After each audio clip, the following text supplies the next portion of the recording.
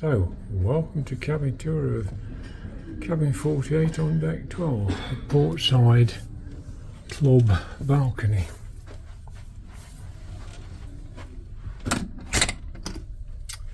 First things first, a little bit glary from the window unfortunately.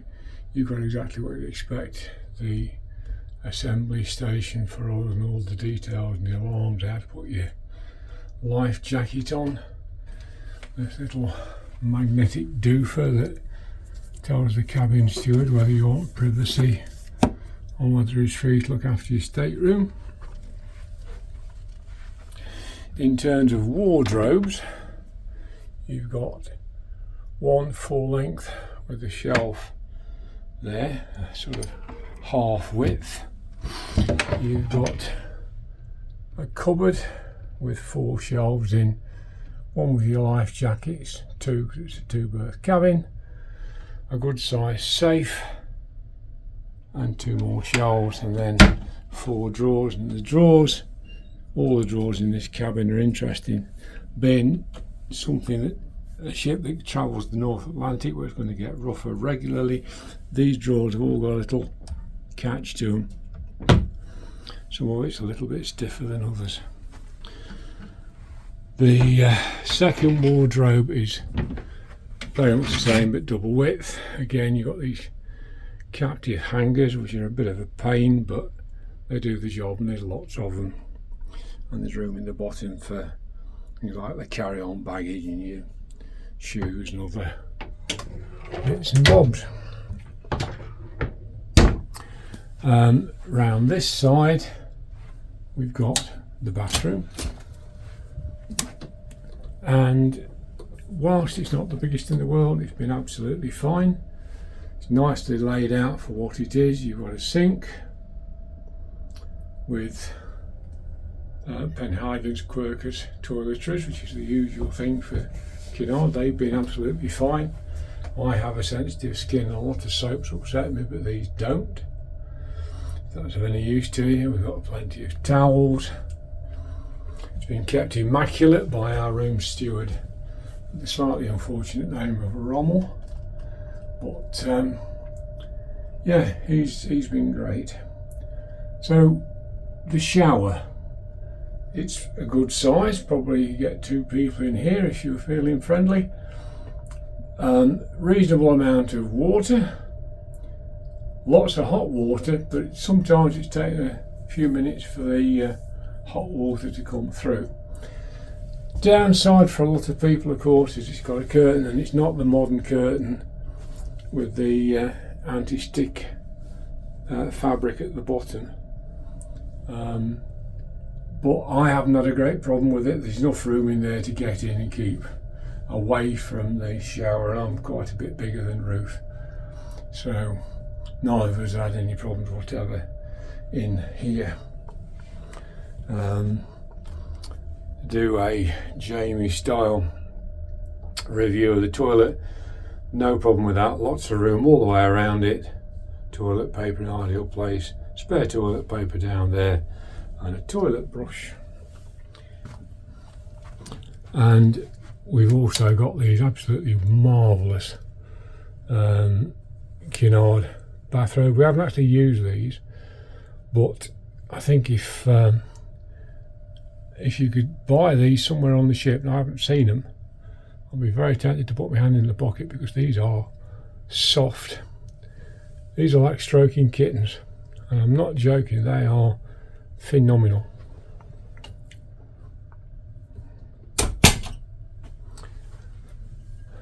The aircon, basically the temperature's been fine for us. We don't need it Arctic or anything else. The problem is, if you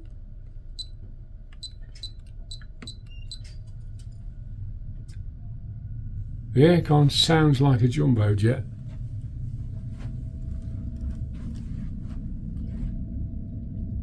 And that noise is enough to keep you awake at night. So we basically had it set so that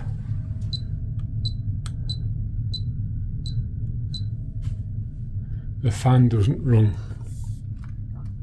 or if it does, it only runs sporadically and we don't really hear it. So the bedroom area, the beds, legendary beds on Kinarden, we can't differ from that. It's been extremely comfortable. The bed linen is marvellous, incredibly soft, and I love the gold stripe on the duvet cover. It's sort of attention to detail like that Mark Kinard out to be a wee bit special in this day and age. And unfortunately it's that day again. We've got to get off tomorrow morning, so we've got the luggage tags, we've got the cases, and we've started to get ready before Ruth reminded me I hadn't done the cabin tour.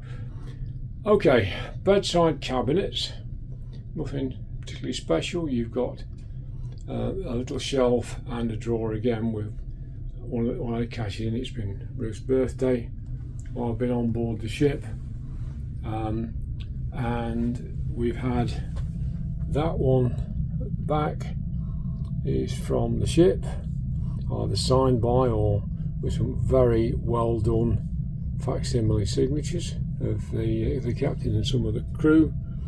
One from Paul and Carol Love to Travel, who are YouTube vloggers that we follow on YouTube, and have become patrons of, and we've been on one of their group cruises and we've become friends, I think. You get a nice little paper map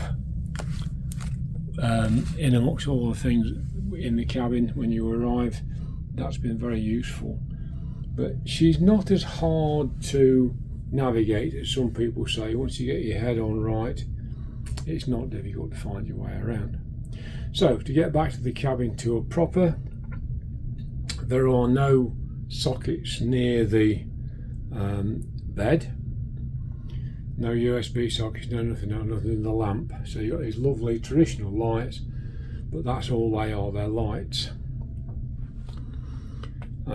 Bed's been wonderful. You've got a telly, nice size, but you know, we don't watch a lot of telly, so the fact there's not an awful lot on it doesn't matter. There's a maps channel which has been quite useful. We're trying to see where you are, because obviously if you haven't bought the Wi-Fi package you can't use anything like Google Maps. Okay, coming around to my side, the bed, some of my stuff on the bed, the external mic which hasn't worked very well today, so I'll have to go and investigate that. But there's my lamp. As you can see, it's just got a switch on. Very classical 1930s Art Deco look. 2/3-seater sofa, very comfortable. Table's supposed to adjust, but haven't found out how to adjust it, but then again we haven't needed to.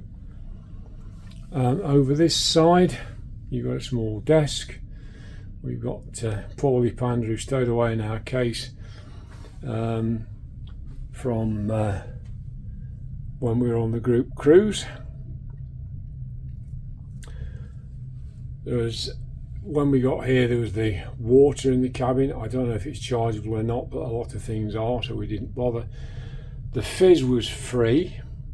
Ruth doesn't drink and I don't drink a lot, so we haven't bothered with that. So we're going to take it home, and no doubt it'll get passed on and appreciated by friends and or family. So you've got here, you've got a stand with all the paperwork in. You've got a nice printed daily program, which is nice to see. And these are the only, almost the only sockets you've got. You've got 2 Americans and 2 British, and one of the British is upside down, so you can plug in the coffee maker, because we're in club class, although I've not found that particularly useful. Doesn't make great coffee, and you've got a kettle. But the those plugs only going upside down, which actually proved quite useful. It's meant some of our adapters will work for charging phones and tablets and such like. And you've actually got two more American sockets behind the kettle. There's a drawer there with the hairdryer in, a small drawer, you can't put a lot in there, and inside there you've got the fridge and everything. I think there's looks like another little drawer there under the desk cum dressing table. So I think I've got everything in there. Two more Art Deco style lamps. We are today sailing out of Rotterdam, heading back to Southampton. A late start. We should have left at about 5 this morning. Had technical issues, made them miss the tide. So we actually left about 12:45 today. And we'll be travelling a bit quicker than we did on the way up here to get back to Southampton on time. So what we're looking at over the other side of the balcony is another huge reclaimed area of land. Dutch water engineers are still at it, still reclaiming land from the sea as they've done for hundreds of years now, and producing all this land for new container terminals, oil refineries and all the rest of it. Somebody said yesterday when we were exploring Rotterdam that it's now about the 10th biggest port in the world. But certainly the mass is extremely busy. As you can see there, we've passed a lot of shipping. So the balcony itself is a really good size. It's about probably 7 or 8 feet deep. What's that? 2 and a bit metres. So it's a good sized cabin compared to Sky Princess, which we were on most recently, getting on for nearly half as big again. It's not completely sheltered, but it's reasonably sheltered. Not a problem. Now, it's very windy, so you won't hear me if I poke you out the side, or while I've got you poked out the side. So what I will say is I'll have a look to the stern, and to our stern you've got the pavilion pool, which is a pool which is under a glass roof, and it's lovely and snug in there, very pleasant. And then on the outside of that you've got an open teak deck area where you can play quoits, shuffleboard and all that kind of thing, as well as observation areas and the canals and things like that. So look at the stern, and then we'll look out towards the bow, and below the bridge you'll see the glass lift, and the glass lift runs between deck 7 and deck 11. It's not been an awful lot of use to us, but it's worth trying at least once, just to experience going up and down the outside of the ship. But it does take a little bit of finding. If you know it's there and you follow your nose, there it is. So right, we'll start off by looking down towards the stern.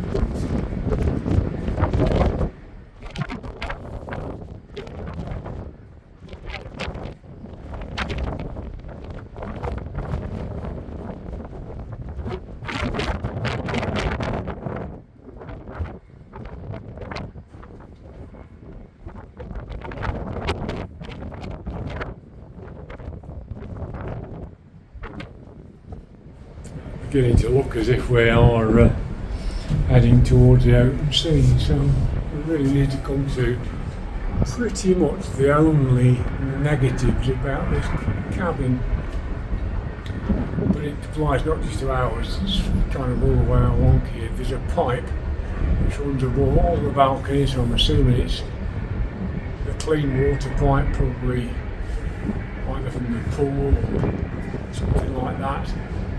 But you can see there that these joints are beginning to show signs that they're flexed. You've got one over there, you've got signs of internal corrosion causing seepage. You've got more of the same here again, the joint starting to open and seepage, and you can see it goes all the way along. So this, I suspect, is going to need looking at before very long.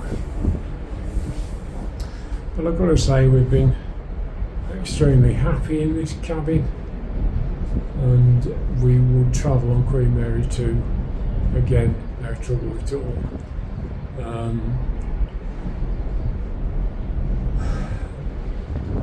We've enjoyed the entertainment and the talks, so it's made me, I think, more amenable to doing a transatlantic. Whether we ever will, I don't know, but having experienced Queen Mary 2 and the quality of what they do, I think 6 days at sea, past tolerably well, especially if you put yourself in to read or something to do on a computer or anything like that, something you just pass a little bit of time, but you wouldn't need a lot, because an awful lot goes off,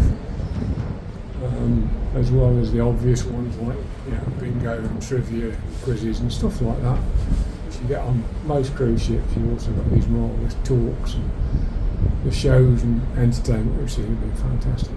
Food, well, the food is second to none, without a shadow of a doubt, some of the best food we've ever had at sea.